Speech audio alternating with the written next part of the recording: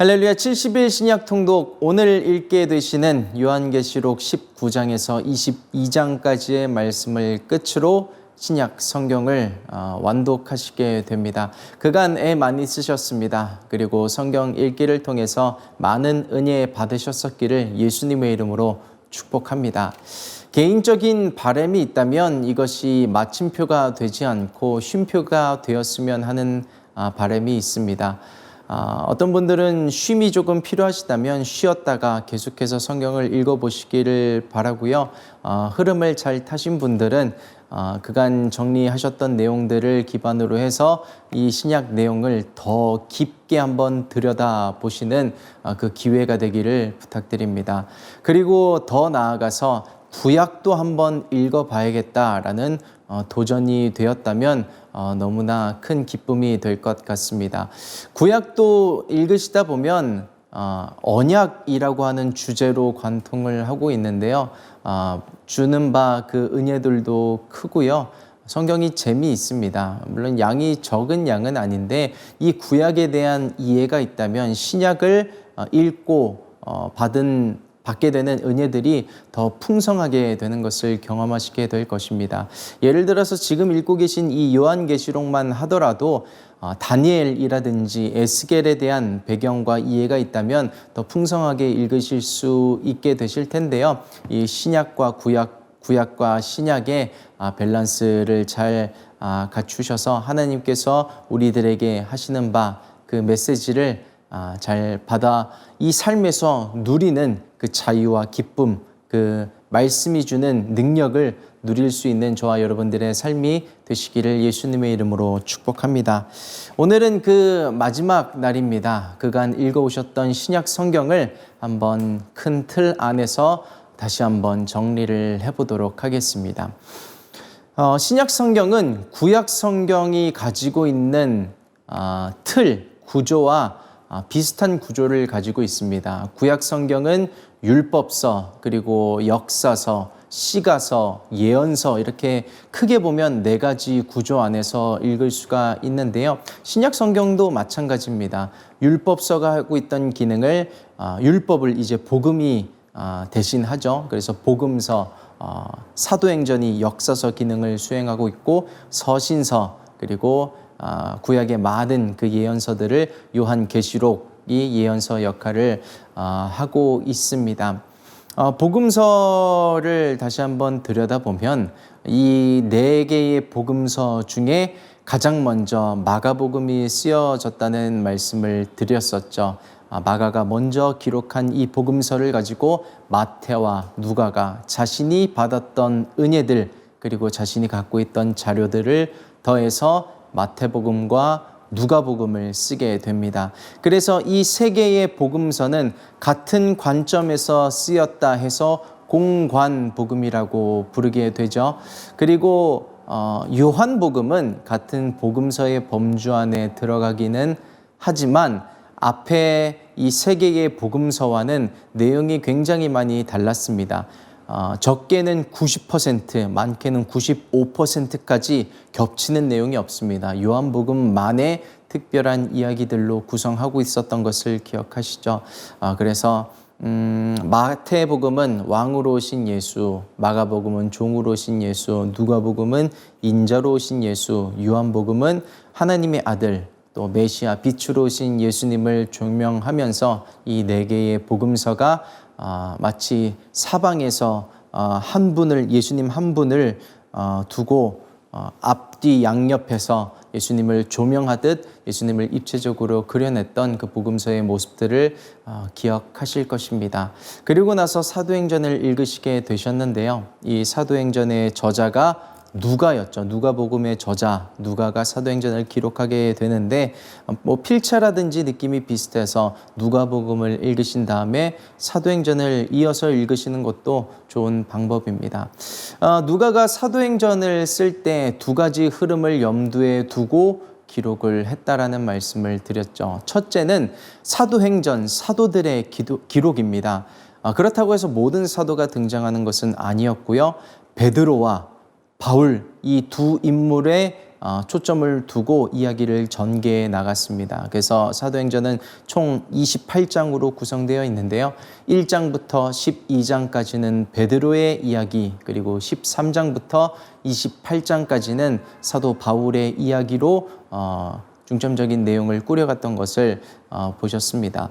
그리고 두 번째 사도행전이 갖고 있는 흐름은 사도행전 1장 8절의 말씀, 예수님께서 하늘로 승천하시기 전에 제자들에게 분반 그 말씀을 기점으로 쓰여졌던 것이었습니다. 오직 성령이 너희에게 임하시면 너희가 권능을 받고 예루살렘과 온 유대와 사마리아와 땅 끝까지 이르러 내 증인이 되리라 하시니라. 이 말씀을 가지고 사도행전을 구성해 나갔습니다.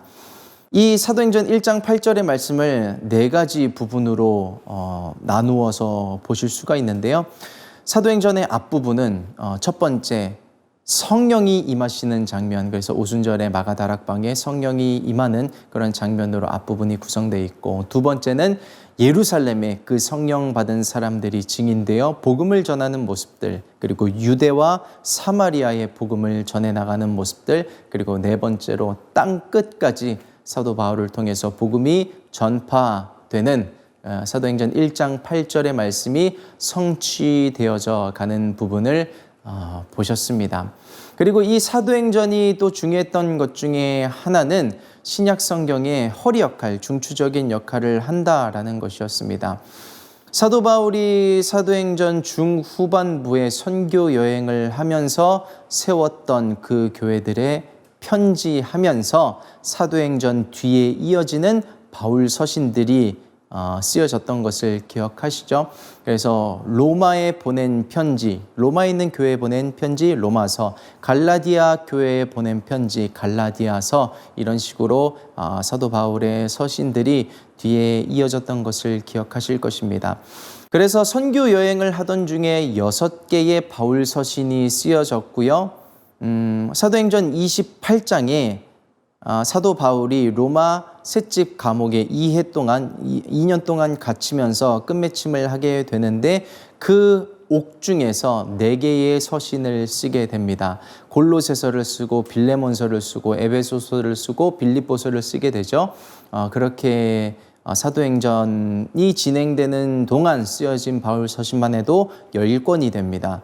그리고 나서 사도행전 28장이 끝난 다음에 성경은 기록하고 있지 않지만 사도 바울이 그 감옥에서 풀려난 다음에도 계속해서 선교여행을 진행했습니다. 그때 쓰여진 서신들이 목회 서신이 되고요. 이제 사역 말미에 자신의 후배 사역자들에게 편지하게 되는데, 그것이 디모데 전서, 디도서, 디모데 후서 순으로 쓰여지게 되는 마지막 바울 서신들이 됩니다. 그래서 바울 서신은 총 13개 정도로 보시면 되겠습니다. 이후에는 히브리서, 야고보서를 시작으로 해서 일반 서신이라고도 하고 공동 서신이라고 하는 서신서들이 쓰이게 되는데요. 먼저 보시게 됐던 히브리서는 저자가 등장하지 않았습니다. 그래서 추측컨대 바울이라든지 바나바라든지 하는 사람들이 썼을 것으로 추측은 하지만 양쪽 다 의견이 타당한 의견들이 있습니다. 그렇지만 저희는 누가 썼는지에 집중하기보다는 그 내용, 그 히브리서가 밝히는 예수 그리스도에 집중하면서 히브리서를 살펴보았습니다.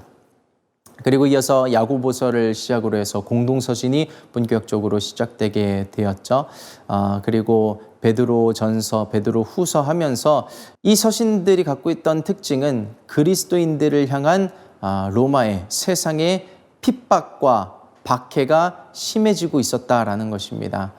그리고 그들에게 말씀으로 위로와 힘을 주기 위해서 서신들이 쓰여졌다는 것, 그리고 지금 저희가 살고 있는 이 세상에도 활개하고 있는 거짓 교사들, 이단들, 그들에 대한 경고와 경계의 메시지를 주기 위해서 이 서신들이 쓰여졌던 것을 기억하실 것입니다.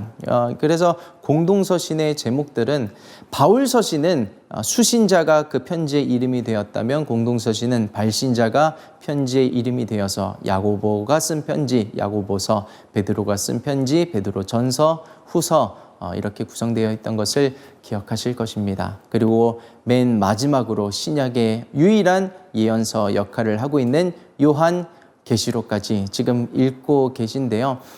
이 네 개의 구성, 복음서, 역사서, 서신서, 예언서를 통해서 오신 예수님이 승천하셨고 다시 오실 것을 약속하면서 이 성경이 끝맺고 있는 것을 보시게 되십니다. 구약부터 그 흐름이 쭉 연결이 되죠. 하나님께서 천지를 창조하시고 구약이 언약이라는 주제로 관통한다라는 말씀을 드렸는데 오실 예수 그리스도에 대한 언약, 그것이 성취되어 예수님께서 이 땅에 오셨고 죽으셨고 부활하신 다음에 승천하신 예수님이 계시록의 말씀을 통해서 다시 오실 것을 약속하셨는데, 우리에게 이 성경이 주어진 것은 이 말씀 붙잡고 우리가 들어갈 본향 천국을 바라보며 우리의 믿음을 지켜야 할 것을 하나님께서 원하셨기 때문에 이 성경이 우리에게 주신 것을 기억하시면 좋을 것입니다. 성경을 읽으면서 부딪혔던 부분들이 있으셨을 수도 있을 것입니다. 무엇이냐면 바울은 오직 믿음으로 구원을 얻는다란 이야기를 했습니다. 사람이 구원을 얻을 수 있는 것은 오직 믿음으로다. 그 믿음으로 말미암아 구원을 얻는다란 이야기를 했고, 야고보는 그 믿음이 다가 아니다. 믿음 위에 행함이 있어야 된다는 이야기를 했습니다. 그러면 믿음이 옳은 것이냐, 믿음이 아니고 행함이 중요한 것이냐라고 상충되는 부분이 있으셨을 텐데요. 그것이 아니고 야고보서를 하면서 말씀드렸듯이 믿음으로 말미암아 구원받는 것이 맞습니다. 그러나 사도 바울이 중점적으로 생각했던 그 말의 대상들은 아직 믿음을 갖지 않은 사람들, 믿음의 반열에 들어오기 위해서는 오직 믿음으로 말미암아 들어오는 것이다. 행함으로 구원을 얻게 되는 것이 아니다라는 이야기를 했었고, 야고보가 중점적으로 이야기했던 것은 그 믿음의 반열에 들어온 사람들, 우리가 믿음을 가졌다고 구원을 받았다고 해서 그것이 끝이냐? 그럼 우리가 죄짓고 살아도 되는 것인가?에 대한 질문, 그것이 아니다. 말씀을 알고 말씀을 행하는 그 믿음이 있어야 한다라는 것을 야고보가 강조를 했었죠. 율법을 지키는, 율법을 준수하는 것으로 말미암아 구원을 얻는 그냥 구약적 사고방식이 아닙니다. 우리에게 주어진 그 은혜를 감사함으로 말미암아 자발적으로 말씀을 지키며 살고자 하는 그 마음을 이야기하는 것이죠. 예수님께서도 마태복음 7장 21절에 이렇게 말씀하신 바가 있습니다. 나더러 주여 주여 하는 자마다 다 천국에 들어갈 것이 아니요 오직 아버지 뜻대로 행하는 자라야 들어갈 것이다 라는 이야기를 했습니다. 이로 보건대 성경이 말하는 구원은 크게 세 가지로 볼 수가 있습니다. 단계까지는 아니겠지만 그런 어떤 흐름을 생각하시면 좋을 것 같습니다. 첫 번째, 오직 믿음으로 말미암아 구원을 얻고 그 구원의 반열에 들게 되는 것. 두 번째는 그 믿음을 가졌다면 우리가 마음대로 살 것이 아니고 기쁨과 감사로 말씀을 행하는 믿음과 행함의 삶이 있어야 한다는 것. 그렇다면 세 번째는 그 믿음을 완성하는 삶이 있어야 한다라는 것입니다. 히브리서가 이야기하는 것이 이것입니다.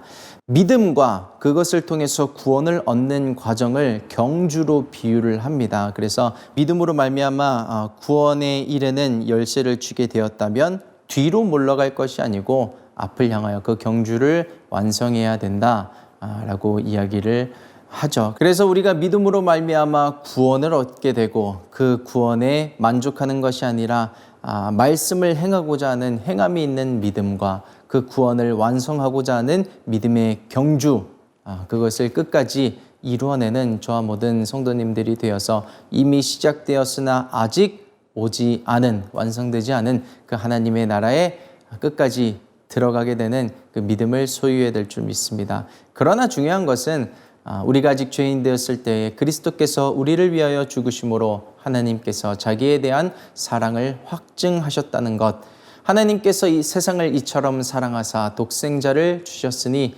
이는 그를 믿는 자마다 멸망치 않고 영생을 얻게 하려 하심이라. 이 말씀, 그 사랑 기억하면서 내가 죄인임에도 불구하고 자격 없음에도 불구하고 나는 여전히 오늘도 넘어지고 무너짐에도 불구하고 우리를 천국까지 인도하실 것이란 그 근본적인 하나님의 사랑에 대한 믿음이 저와 모든 성도님들에게 있어야 할 것입니다.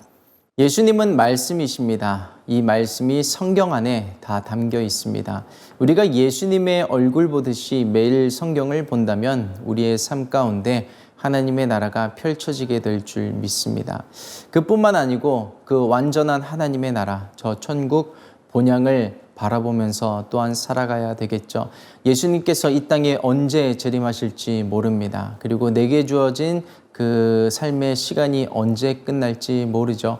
이 우주적 종말과 개인적 종말, 이 마지막 때를 살아가고 있는 이때 라오디게아 교회에 하셨던 그 하나님의 말씀을 기억해야 될 것입니다. 너희가 차든지 뜨겁든지 둘 중에 하나만 하라. 곧 마지막 때가 와서 온전한 하나님의 나라가 속히 이루어질 텐데 우리가 뜨거운 믿음을 가지고 우리의 구원을 완성하는 저와 모든 성도님들 되시기를 예수님의 이름으로 축원합니다.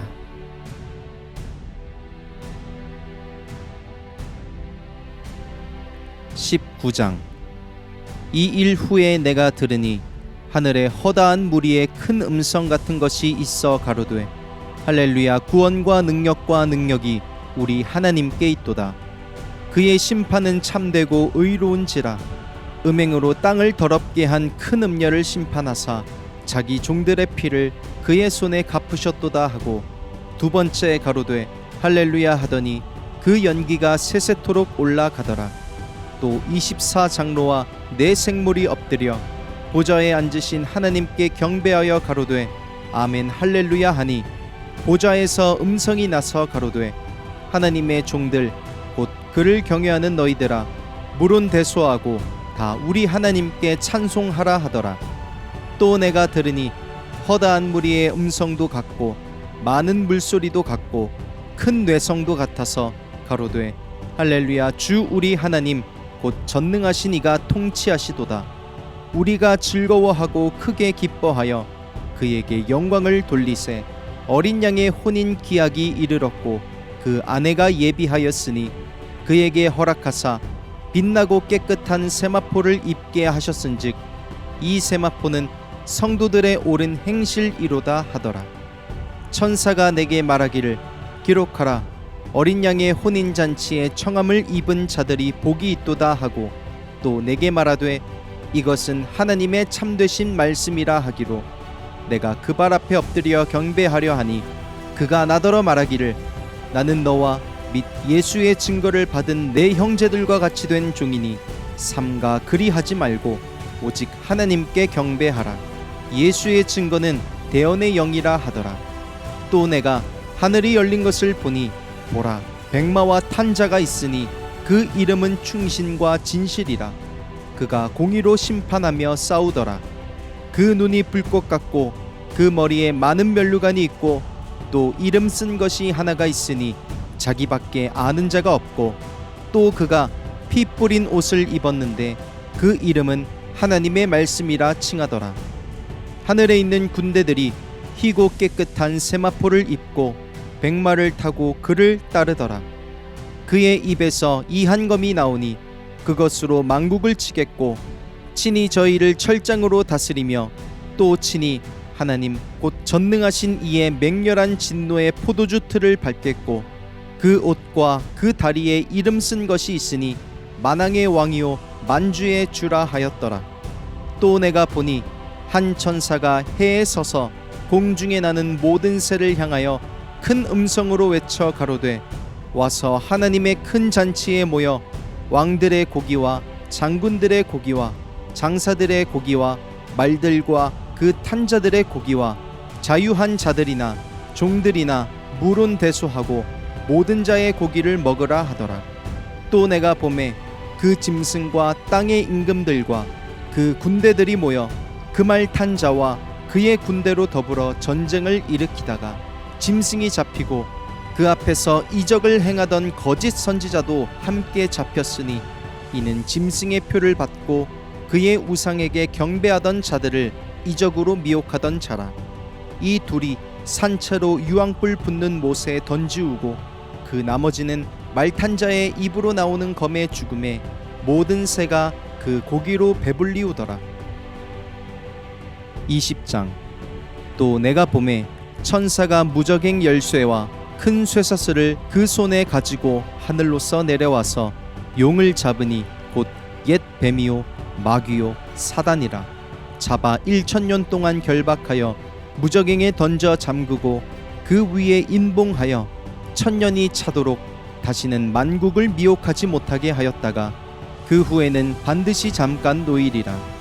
또 내가 보좌들을 보니 거기 앉은 자들이 있어 심판하는 권세를 받았더라. 또 내가 보니 예수의 증거와 하나님의 말씀을 인하여 목배임을 받은 자의 영혼들과 또 짐승과 그의 우상에게 경배하지도 아니하고 이마와 손에 그의 표를 받지도 아니한 자들이 살아서 그리스도로 더불어 1000년 동안 왕노릇하니 그 나머지 죽은 자들은 그 1000년이 차기까지 살지 못하더라. 이는 첫째 부활이라. 이 첫째 부활에 참여하는 자들은 복이 있고 거룩하도다. 둘째 사망이 그들을 다스리는 권세가 없고 도리어 그들이 하나님과 그리스도의 제사장이 되어 1000년 동안 그리스도로 더불어 왕노릇하리라. 1000년이 참에 사단이 그 옥에서 놓여 나와서 땅의 사방 백성 곧 곡과 마곡을 미혹하고 모아 싸움을 붙이리니 그 수가 바다 모래 같으리라. 저희가 지면에 널리 퍼져 성도들의 진과 사랑하시는 성을 두르매 하늘에서 불이 내려와 저희를 소멸하고 또 저희를 미혹하는 마귀가 불과 유황못에 던지우니 거기는 그 짐승과 거짓 선지자도 있어 세세토록 밤낮 괴로움을 받으리라. 또 내가 크고 흰 보좌와 그 위에 앉으신 자를 보니 땅과 하늘이 그 앞에서 피하여 간데 없더라. 또 내가 보니 죽은 자들이 물온대소하고 그 보좌 앞에 섰는데 책들이 펴 있고 또 다른 책이 펴졌으니 곧 생명책이라. 죽은 자들이 자기 행위를 따라 책들에 기록된 대로 심판을 받으니 바다가 그 가운데서 죽은 자들을 내어주고 또 사망과 음부도 그 가운데서 죽은 자들을 내어주매 각 사람이 자기의 행위대로 심판을 받고 사망과 음부도 불못에 던지우니 이것은 둘째 사망 곧 불못이라. 누구든지 생명책에 기록되지 못한 자는 불못에 던지우더라. 21장. 또 내가 새 하늘과 새 땅을 보니 처음 하늘과 처음 땅이 없어졌고 바다도 다시 있지 않더라.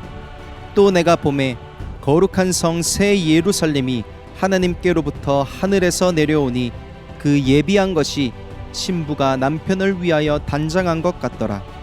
내가 들으니 보좌에서 큰 음성이 나서 가로되 보라, 하나님의 장막이 사람들과 함께 있음에 하나님이 저희와 함께 거하시리니 저희는 하나님의 백성이 되고 하나님은 친히 저희와 함께 계셔서 모든 눈물을 그 눈에서 씻기심에 다시 사망이 없고 애통하는 것이나 곡하는 것이나 아픈 것이 다시 있지 아니하리니 처음 것들이 다 지나갔음이러라.